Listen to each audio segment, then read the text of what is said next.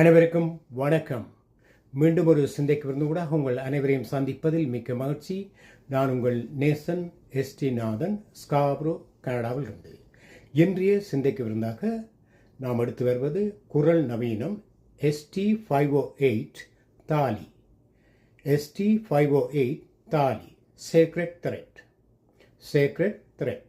மனங்கள் இணைகின்ற வாழ்விலே காவலாவது. மனங்கள் இணைகின்ற வாழ்விலே காவலாவது புனிதங்கள் காக்கின்ற தாலியின் வேலியே.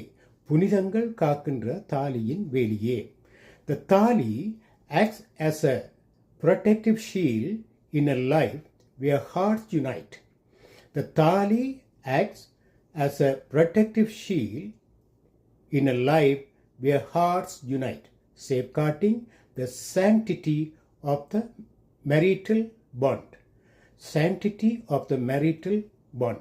இதனுடைய விளக்கம் சுருக்கமாக எடுப்பதாக இருந்தால், இரண்டு இணையங்கள் இணையும் இல்லற வாழ்விலே, இதயங்கள் இணையும் இல்லற வாழ்விலே தாலி ஒரு பாதுகாவலனாக அமைகின்றது, ஒரு வேலியாக அமைகின்றது. அது திருமண பந்தத்தின் புனிதத்தை காக்கும் வேலியாக எங்களுடைய கலாச்சாரத்தில் கொள்ளப்படுகிறது. எனவே தாலி என்பது மாங்கல்யம் என பொருள்படுகிறது. தாலி என்பது மாங்கல்யம் என பொருள்படுகிறது. இது தமிழர்களின் திருமண சடங்குகளில் மிக முக்கியமான ஒன்றாக கருதப்படுகிறது. இது குறித்து மேலும் பல விரிவான விளக்கங்கள் இருந்த போதிலும் தாலி என்றால் என்ன என்ற ஒரு கேள்விக்கு முக்கியமான பதிலாக நாம் சொல்லக்கூடியது, தாலி என்ற சொல்லுக்கு உண்மையான பொருள் தொங்குதல். தொங்குதல், கழுத்தில் தொங்குதல். அந்த தொங்கும் நிலைப்பாடைத்தான் தாலி என்று சொல்வார்கள் அந்த ஆதித்தமிழ்ல.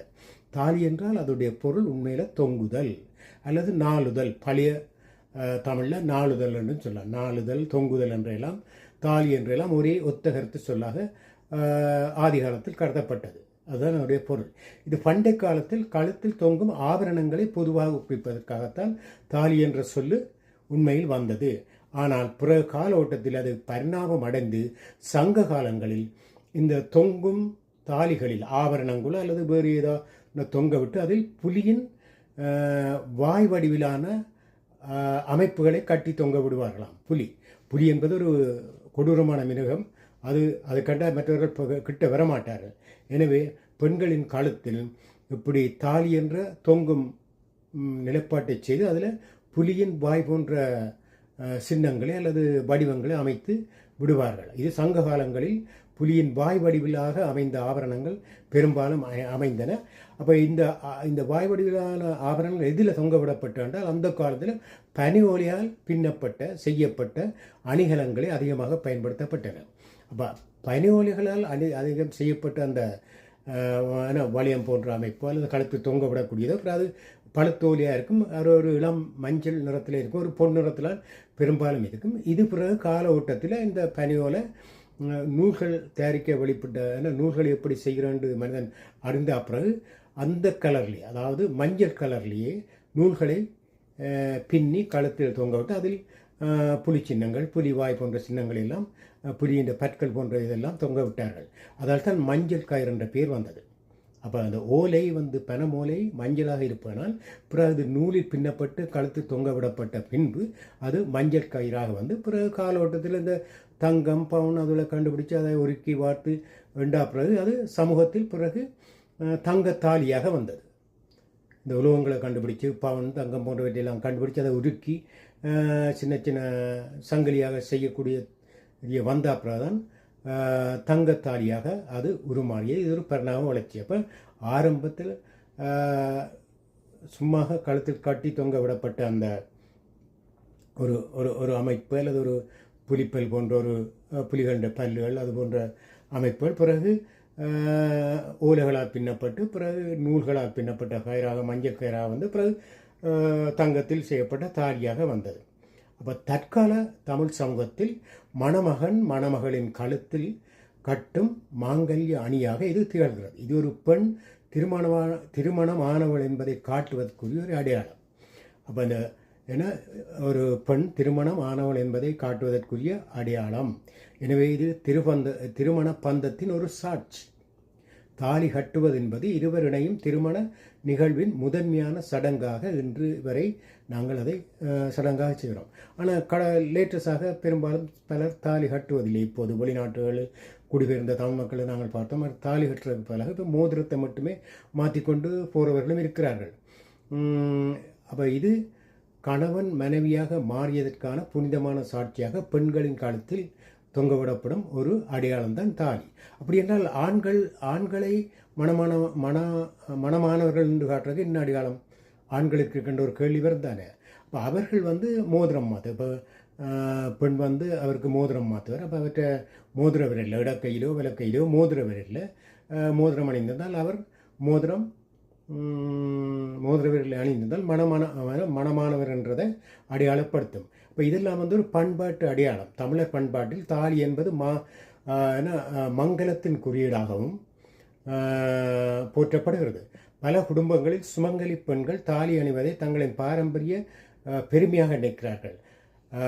அதே மாதிரி ஆண்களும் பெரும்பாலானவர்கள் மனம் முடித்த பிறகு தங்கள் விரலில் மோதிரங்களை அணிந்து தாங்கள் திருமணமானவர் என்பதை காட்டுவதிலும் பெருமை அடைகிறார். ஆனால் இப்போது நிலைமை மாறி அதை காட்டாமலும் அதை கலட்டி வீட்டில் வச்சுட்டு போகிறவர்களும் இருப்பார்கள். அப்படி சில பெண்களும் இருக்கிறார்களோ என தெரியாது. அப்படி இருந்தால் அது தப்பு. நீங்கள் திருமணமாகி குடும்பமாக வாழ்ந்தால் அந்த அடையாளங்களை போட்டு செல்வது நல்லது. இப்போ தாலி உண்மையில் அணிவதன் பின்னணி திருமணமான தமிழ் பெண்கள் தாலி அணிவதற்கு பின்னால் பல்வேறு காரணங்கள் இருக்கின்றன.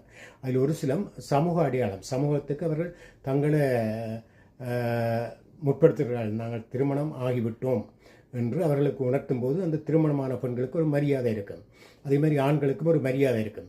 பாரம்பரியமாக இது காலங்காலமாக பின்பற்றப்படும் ஒரு மரபாக இருப்பதனால் ஒரு மங்கள நிகழ்ச்சிகளில் திருமணமானவர்களையே பெரும்பாலும் அழைத்து தங்களுடைய அந்த சடங்குகளை செய்வதற்கு முன்னுக்கு விடுவார்கள். ஆனாலும் இதில் ஒரு சில விவாதங்களும் இருக்கிறது. தாலி என்பது பெண்ணின் கற்புக்கு சான்றாக அமைகிறதா அல்லது பெண் அடிமைத்தனத்தின் சின்னமாக அமைகிறதா என்ற ஒரு கேள்வியும் இங்கே எழுகிறது.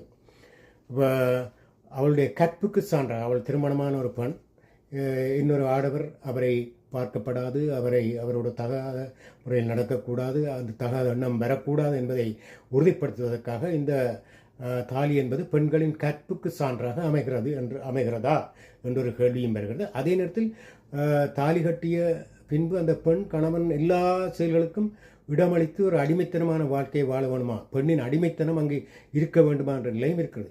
இப்படி பல கருத்துக்கள் இருந்தாலும் இந்த திருமண பந்தத்தில் முக்கியமாக நாங்கள் சொல்லக்கூடியது வரலாற்று ஆய்வாளர்களின் கருத்துப்படி பழங்கால தமிழர்களின் திருமண முறைகளில் இப்படிப்பட்ட பண்பாடுகள் கொண்டு வரப்பட்டது ஒரு ஒழுங்கான சமூகம் கட்டமைக்கப்பட வேண்டும் என்பதற்காகத்தான். ஒரு தாவரத்தை எடுத்து பார்த்தீங்கன்னா ஒரு பெண் பூவில் ஒரு சூழ் தான் இருக்கும். ஆனால் ஆண் பூவில் பல மகரந்த மணிகள் இருக்கும்.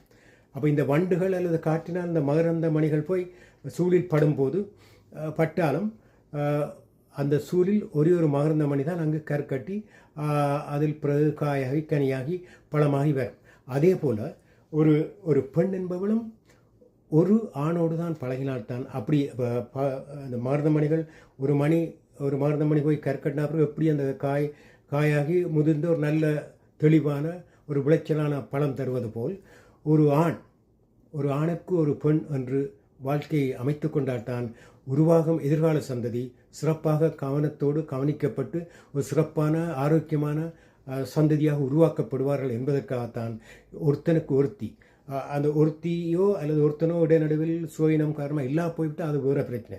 இருக்கும்போது நீங்கள் விரும்பி ஒருவரை மனம் முடித்தால் சரியான காரணம் இல்லாமல் நீங்கள் பலரோடு பழகி திருமணம் முடிக்காமல் பழகுவதெல்லாம் ஒரு குடும்ப சீரழிவு மற்றது குடும்ப ஒரு சமுதாய அமைப்பு கட்டமைப்பின் சீரழிவாக மாறும். எனவேதான் தமிழர் பண்பாட்டில் இந்த தாலி முறை கொண்டு வரப்பட்டது.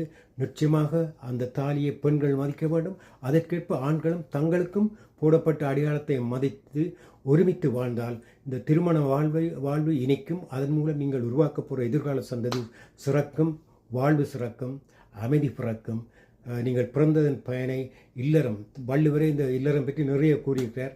எனவே இல்லற வாழ்வு சிறந்து அடுத்த சந்ததியை பிறக்க நீங்கள் தாலியை மதியுங்கள், வாழ்வை சிறக்க செய்யுங்கள், கணவனும் மனைவியுமாக. நன்றி. மீண்டும் சந்திக்கும் வரை விடைபெற்றுக் கொள்வது உங்கள் நேசன் எஸ்டிநாதன். நன்றி.